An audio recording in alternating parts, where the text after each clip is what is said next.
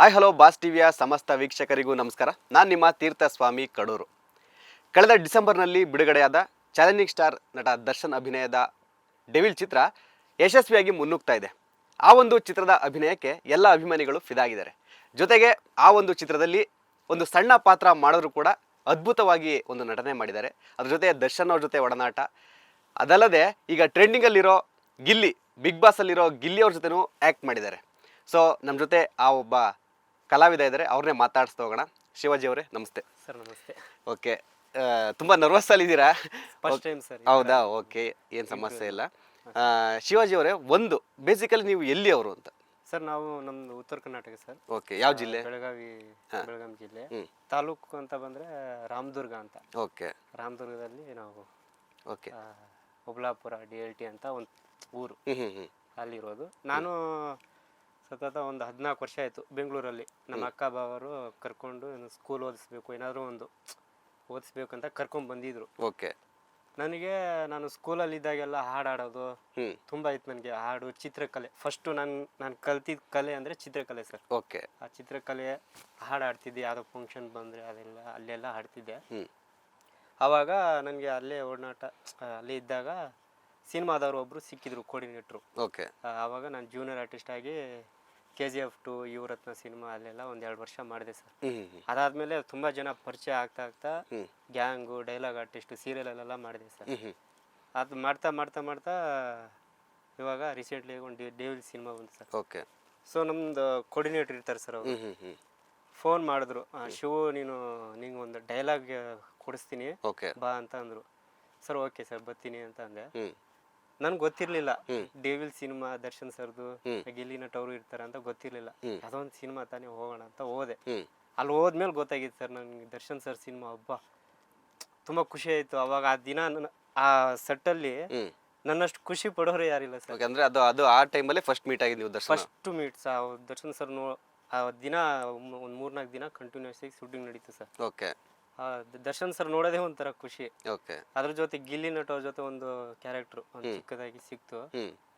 So ಅದೇನಿಲ್ಲ sir, ಒಂದು ಚಿಕ್ಕದಾಗಿ dialogue sir ಅದು. ಆ ಸಿನಿಮಾದಲ್ಲಿ ಒಂದು ಚಿಕ್ಕ ಇರುವೆ ಇದ್ದಂಗೆ ನಾನು ಅಷ್ಟೇ, ಏನು ಇಲ್ಲ. ಬಟ್ ದರ್ಶನ್ ಸರ್ ಅಂತ ದೊಡ್ಡ ಅವ್ರ ಜೊತೆ ಆಕ್ಟಿಂಗ್, ಅವ್ರ ಸಿನಿಮಾದಲ್ಲೇ ಆಕ್ಟಿಂಗ್ ಮಾಡಿದೀನಿ ಅನ್ನೋದೇ ಒಂದು ಖುಷಿ ಸರ್ ನನಗೆ.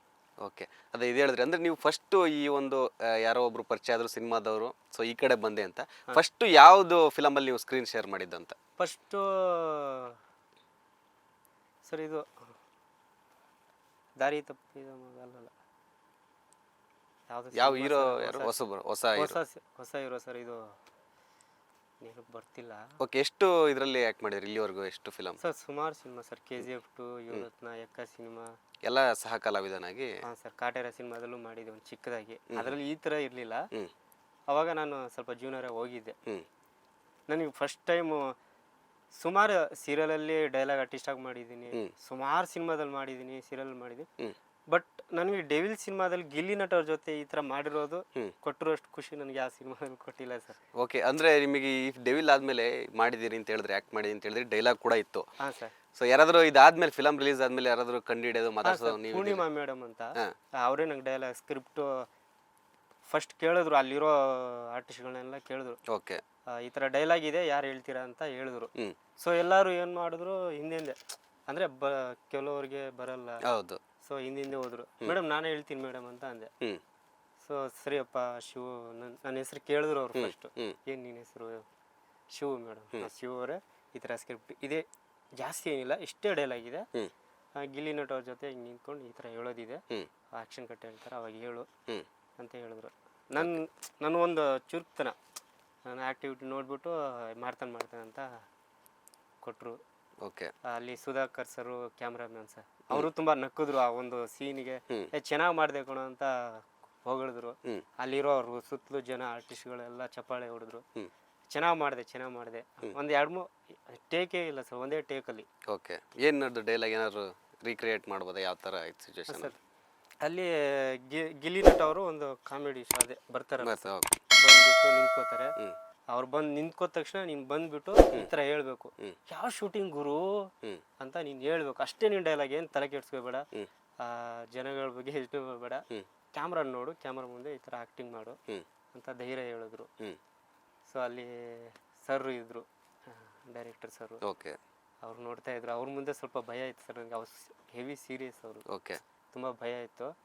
ಆದರೂ ಮಾಡಿದೆ ಸರ್. ಒಂದು ದರ್ಶನ್ ಸರ್ ಸಿನಿಮಾದಲ್ಲಿ ಸಿಕ್ಕಿದೆ ಅನ್ನೋ ಒಂದು ಖುಷಿಯಲ್ಲಿ ನಾನು ಎನರ್ಜಿಯಲ್ಲಿ ಮಾಡಿದೆ ಸರ್ ಅಷ್ಟೇ. ಓಕೆ.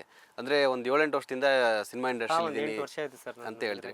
ಲೇಟೆಸ್ಟ್ ಹಾಗೂ ಇಂಟ್ರೆಸ್ಟಿಂಗ್ ಸುದ್ದಿಗಳಿಗಾಗಿ ಬಾಸ್ ಟಿವಿ ಕನ್ನಡ ಚಾನೆಲ್ನ ಸಬ್ಸ್ಕ್ರೈಬ್ ಮಾಡಿ.